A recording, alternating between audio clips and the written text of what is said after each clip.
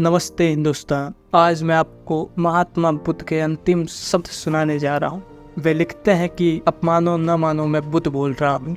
मुझे अच्छी तरह याद है मेरी तबीयत बुरी तरह बिगड़ गई थी। मुझे समझ आ गया था कि अब मेरी अंतिम सांसें चल रही है। उस समय 25 वर्षों से मेरे साथ रह रहा मेरा शिष्य आनंद भी मेरे साथ था। निश्चित ही मेरी ये हालत देख वह बहुत दुखी हो गया था। इधर उसका ये हाल देख मैं आश्चर्यचकित था कि यदि उसे सिर्फ मेरी संभावित मृत्यु से इस कदर दुख पकड़ रहा है तो फिर उसने जीवन भर मुझसे क्या सीखा। मेरे साथ 25 वर्ष रहने वाले शिष्य तक का यदि दुख से छुटकारा नहीं हुआ तो फिर बाकियों ने मुझसे क्या ग्रहण किया होगा।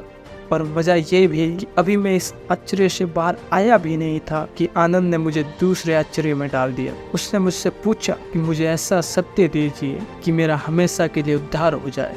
अब मैंने क्या जीवन भर सत्य कहा था जो अंतिम वक्त कोई महान सत्य अपने प्रिय शिष्य को देकर जाता। और फिर मैं किसी को सत्य देने वाला कौन होता? मैं तो सिर्फ राह दिखा सकता हूँ। बाकी तो सही मार्ग पर चलकर सत्य मनुष्य को ही स्वयं पाना होता है। किसी मनुष्य के पास किसी को कुछ देने की या किसी से कुछ छीनने की क्षमता ही कहाँ होती। सो मैंने उससे कहा, भाई आनंद, अब दीपो भावो, यानी अपने दीप स्वयं बनो। अब जब मैं साक्षात था तब भी मेरे अंतिम शब्द यही थे और आज 2500 वर्ष बाद भी मैं आपसे यही कह रहा हूँ कि अब दीपो भावो, यानी अपने दिए स्वयं बनो। और सच कहूँ तो ये मेरे मुख से निकले तमाम शब्दों और व्यवहारों का सार है। मैं दावे से कहता हूँ कि यदि आप इसे गांठ बांध ले तो आपका तत्क्षण उद्धार हो जाएगा। मुझे राह दिखानी थी सो दिखाकर चला गया।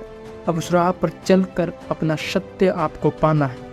इसमें मैं कुछ और नहीं कर सकता। सोचो ये कि जब मैं साक्षात था तब कुछ नहीं कर सकता था, तब मेरी मूर्तियां या मेरे जैसे वस्त्र पहनना क्या ही कर लेगा।